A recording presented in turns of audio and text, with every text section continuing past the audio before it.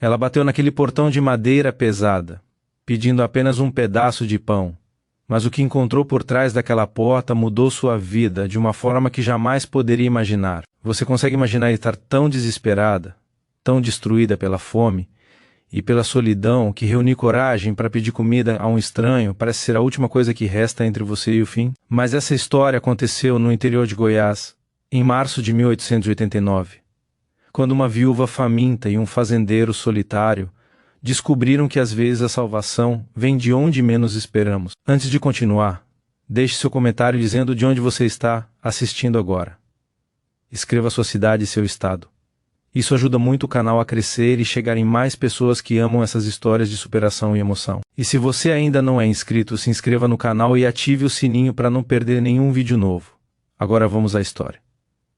Helena Cortez nunca imaginou que um dia estaria caminhando pelas estradas empoeiradas do interior de Goiás, sem destino, sem dinheiro, sem comida. Ela tinha 28 anos, mas as últimas semanas a envelheceram de um jeito que o espelho não conseguia mais esconder. O vestido cinza que usava, antes bem ajustado, agora pendia frouxo nos ombros magros. Os cabelos castanhos que Júlio tanto elogiava quando estavam limpos e arrumados, estavam presos num coque desmanchado, com fios grudados na testa pela poeira da estrada. 4 meses atrás, Helena era esposa de um comerciante respeitado em Vila Rica, cidadezinha 3 dias de caminhada dali. Júlio Cortez tinha uma venda de secos e molhados, nada muito grandioso, mas suficiente para viverem com dignidade. Eles não tinham filhos ainda, casados havia apenas 2 anos, mas planejavam uma família. Helena ajudava Júlio na venda, cuidava da casa pequena, mas arrumada nos fundos do comércio, e achava que a vida continuaria naquele ritmo calmo e previsível pelos próximos 50 anos. A febre chegou num domingo de novembro. Júlio acordou reclamando de dor de cabeça e Helena preparou o chá de erva cidreira, achando que era apenas cansaço. Na segunda-feira, ele não conseguiu sair da cama. Na terça, a febre estava tão alta que a pele dele queimava ao toque. Helena chamou o médico que veio, examinou. Balançou a cabeça com aquela expressão que médicos fazem quando sabem que não há muito a fazer. Febre tifoide, disse ele. Vai precisar de cuidados constantes e muita sorte. Helena cuidou do marido dia e noite durante 10 dias.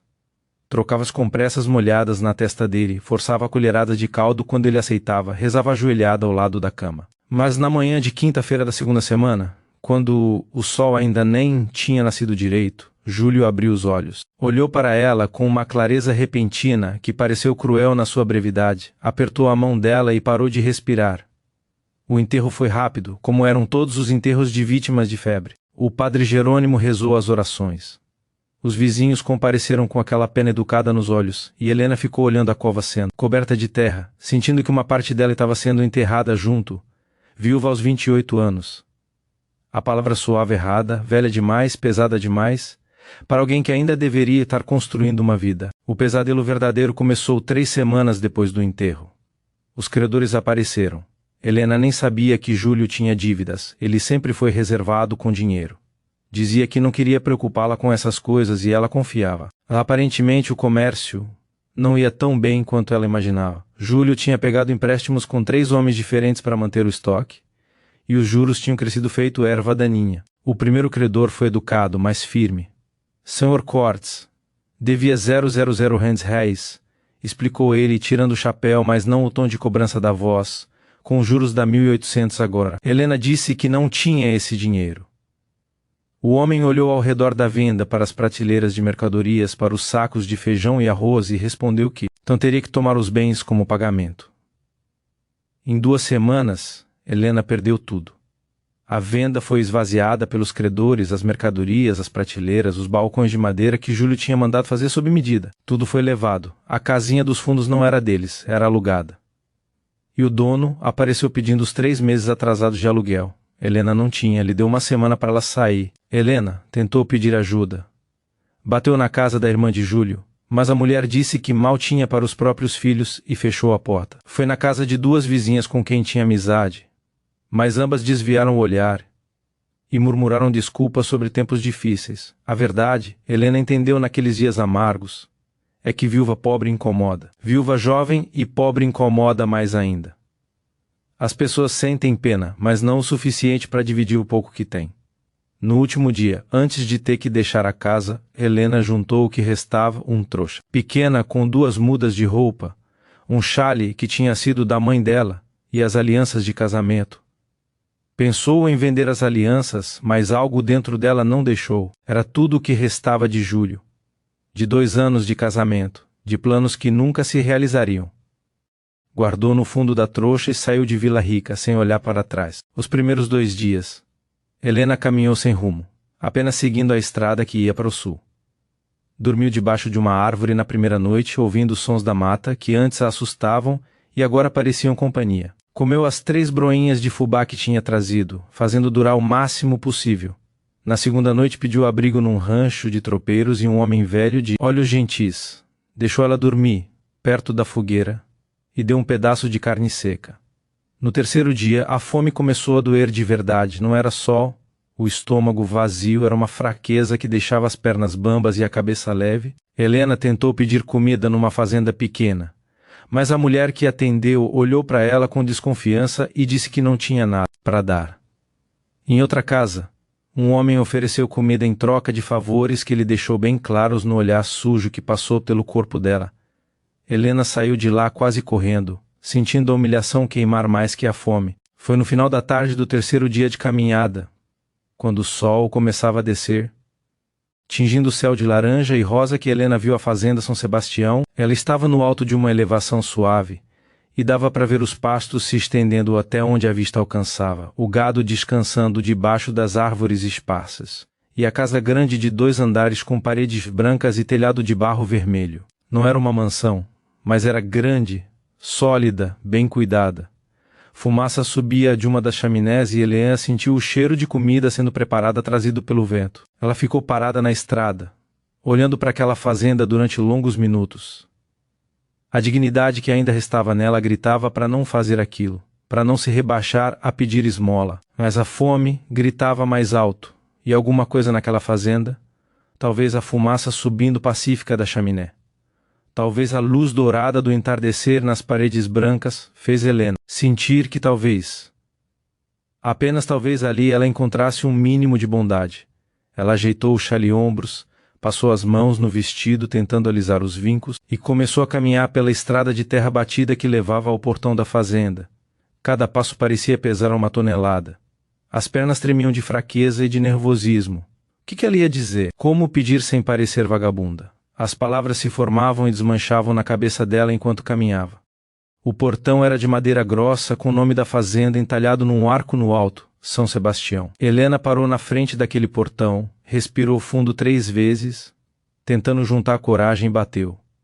O som ecoou seco na tarde quieta. Esperou nada. Bateu de novo, mais forte dessa vez, e ouviu passos vindo de dentro. A primeira coisa que Helena viu quando o portão se abriu foi um homem alto, muito alto. Ele devia ter mais de 1,80 m, ombros largos de quem trabalha pesado, mãos grandes e calejadas segurando a trave do portão. Usava calças de sarja surradas, camisa de algodão branco com as mangas dobradas até os cotovelos, suspensórios de couro. O rosto era daqueles que já viram muita coisa, marcado pelo sol e pelo tempo, mas ainda forte. Tinha uns 40 e poucos anos, Helena estimou. O cabelo escuro estava um pouco comprido, caindo sobre a testa. Os olhos eram de um castanho profundo que parecia pesar quem olhava. Tomás Valente olhou para a mulher, magra, parada do outro lado do portão, e demorou alguns segundos para entender o que via. O vestido dela estava empoeirado, os sapatos gastos, o rosto marcado pelo cansaço e pela fome. Mas tinha alguma coisa na postura dela, na maneira como segurava a trouxa pequena contra o peito, e mantinha o queixo erguido, apesar de tudo, que falava de dignidade. Não era uma mendiga acostumada. Era alguém que tinha caído na vida e estava lutando para não se quebrar completamente. Helena abriu a boca, mas a voz não saiu na primeira tentativa. Engoliu seco, sentiu a garganta arranhando de seca e tentou de novo. "Tem pão, senhor?", conseguiu dizer, e odiou como a voz saiu fina e fraca. "Por favor." Não comia 2 dias, só um pedaço. Tomás continuou olhando para ela sem dizer nada, e Helena sentiu o desespero apertar o peito. Ele ia mandar ela embora. Ia fechar o portão na cara dela como os outros tinham feito. Ela já estava se preparando para a humilhação. Quando Tomás finalmente falou, "Pode entrar", disse ele e abriu o portão mais largo. Helena ficou parada, sem acreditar no que tinha ouvido. Tomás fez um gesto com a cabeça, indicando o caminho para casa. Pode entrar, repetiu ele, com a voz grave, mas não ríspida. Tem comida preparada. As pernas de Helena se moveram antes que a cabeça processasse completamente. Ela passou pelo portão, e Tomás fechou atrás dela com um ruído pesado de madeira contra madeira. Começaram a caminhar pelo caminho de pedra, que levava à casa grande, e Helena sentiu o coração batendo tão forte que parecia que ele ia pular pela boca. O Senhor é muito bondoso, conseguiu dizer enquanto caminhavam. Tomás não respondeu. Apenas continuou andando com passos largos que Helena tinha dificuldade em acompanhar. Ele reparou que ela estava ficando para trás e diminuiu o ritmo sem dizer nada. Quando chegaram perto da casa, Helena viu que era ainda mais bonita de perto do que parecia de longe. Tinha uma varanda ampla com colunas de madeira, janelas grandes com vidros limpos, refletindo a luz do entardecer. Vasos com samambaias pendurados, tudo bem cuidado, mas com um ar de solidão, como se a casa fosse grande demais para quem morava nela. Tomás subiu os 3 degraus da varanda e abriu a porta da frente. Entre, disse ele, e Helena obedeceu, pisando devagar, como se tivesse medo de sujar o chão limpo. O interior da casa cheirava a madeira encerada e a comida. Helena sentiu o estômago roncar com tanta força que teve certeza de que Tomás ouviu, mas ele não demonstrou. A sala de entrada era ampla, com móveis de madeira escura, um aparador com um vaso de flores secas, quadros nas paredes. Tudo limpo, tudo arrumado, mas tudo curiosamente sem vida. Parecia uma casa onde ninguém realmente vivia, apenas existia. Tomás seguiu para um corredor e fez sinal para Helena acompanhar. Eles passaram por uma sala de jantar com uma mesa enorme que poderia sentar 12 pessoas facilmente, mas tinha apenas um jogo americano numa das pontas. Chegaram na cozinha e ali finalmente havia sinais de vida. Uma mulher velha, de cabelos completamente brancos, presos num coque, estava mexendo uma panela no fogão a lenha. Ela se virou quando ouviu os passos e olhou de Tomás para Helena, com uma expressão que Helena não soube decifrar. Dona Jacinta, disse Tomás, a senhora pode servir um prato para a moça. Dona Jacinta olhou para Helena de cima a baixo. Reparou no vestido sujo, na magreza, no jeito como ela segurava a trouxa e seus olhos suavizaram. Pode deixarmos Tomás, respondeu ela, já pegando um prato. Senta ali, menina, disse para Helena, indicando uma cadeira na mesa rústica da cozinha. Helena sentou devagar, como se a cadeira fosse quebrar embaixo dela. Colocou a trouxa no chão ao lado dos pés, ficou com as mãos entrelaçadas no colo, sem saber o que fazer, o que dizer. Tomás ficou parado perto da porta, observando enquanto Dona Jacinta enchia um prato. Tinha arroz, feijão, um pedaço de carne assada, abóbora cozida. Comida simples, mas farta. A cozinheira colocou o prato na frente de Helena, e a moça olhou para aquela comida como se fosse um tesouro. Come, menina, disse Dona Jacinta com voz gentil. Vai esfriar. Helena pegou o garfo com mão trêmula e começou a comer. Ela tentou ir devagar manter a compostura, mas a fome era tanta que foi difícil. Cada garfada parecia a melhor coisa que ela já tinha provado na vida. O arroz estava soltinho. O feijão temperado na medida certa. A carne macia desmanchando na boca. Tomás continuou ali parado, observando a moça comer com uma urgência contida, que dizia tudo sobre há quanto tempo ela estava sem comida. Ele sentiu alguma coisa apertar no peito, uma mistura de pena e de raiva. Pena dela, raiva do mundo, que deixava uma mulher chegar naquele estado. Dona Jacinta também observava e foi ela quem quebrou o silêncio. De onde você vem, criatura? Helena engoliu o que estava mastigando antes de responder. De Vila Rica, senhora, 3 dias de caminhada para o norte. Sozinha. A avó da cozinheira carregava incredulidade e preocupação. Sozinha, confirmou Helena, baixando os olhos para o prato. Tomás e Dona Jacinta trocaram o olhar. 3 dias de caminhada sozinha por essas estradas era perigoso. Tinha onça nas matas, tinha homens piores que onças nas estradas. Essa moça tinha tido sorte de chegar inteira. E o que te trouxe até aqui? Disse Tomás. E não era bem uma pergunta. Era mais uma constatação de que havia uma história ali. Helena parou de comer, colocou o garfo no prato com cuidado e olhou para as próprias mãos. Como contar tudo aquilo para estranhos? Como resumir em palavras a tragédia que tinha sido as últimas semanas? Meu marido morreu, disse ela com voz baixa. Febre há 4 meses, ele tinha dívidas que eu não sabia. Os credores levaram tudo à venda, as mercadorias até os móveis. Não tinha família que pudesse me ajudar, não tinha mais nada. Então eu saí de Vila Rica porque não tinha razão para ficar. A cozinha ficou em silêncio. Dona Jacinta soltou um suspiro longo e balançou a cabeça. Tomás não disse nada, mas alguma coisa no rosto dele mudou. Ficou mais duro, mais fechado. Você tem para onde ir? Perguntou Dona Jacinta. Helena balançou a cabeça. Não, senhora. Estava pensando em chegar até Goiânia, tentar encontrar trabalho de costureira ou de cozinheira, mas é longe ainda. Goiânia, mais de uma semana de caminhada daqui, disse Tomás. E você não vai conseguir chegar lá, viva no estado em que está. As palavras eram duras, mas a verdade nelas era inegável. Helena sabia disso. Ela estava no limite das forças. Alguns dias, sem comida direito, e ela ia desmaiar numa estrada qualquer e morrer ali mesmo. Tomás ficou quieto por um longo momento e Helena quase conseguia ver os pensamentos passando pela cabeça dele. Dona Jacinta também estava quieta, mas olhava para o patrão com uma expressão que parecia um misto de esperança e preocupação. Você sabe cozinhar? Perguntou Tomás de repente. Helena ergueu os olhos surpresa. Sei sim, senhor. Cozinho bem. Também sei costurar, lavar, passar, cuidar de casa. Tomás assentiu devagar, como se estivesse tomando uma decisão. Dona Jacinta está ficando velha, disse ele. E a cozinheira bufou indignada, mas não interrompeu. Ela precisa de ajuda aqui na casa.